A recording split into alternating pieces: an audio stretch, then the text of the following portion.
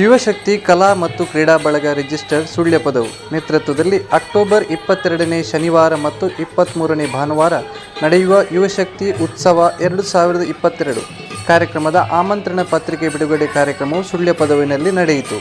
ಕ್ಲಬ್ನ ಗೌರವಾಧ್ಯಕ್ಷರಾದ ಗೋಪಾಲಕೃಷ್ಣ ಭಟ್ಟಂಗಳ ಆಮಂತ್ರಣ ಪತ್ರಿಕೆ ಬಿಡುಗಡೆಗೊಳಿಸಿದರು.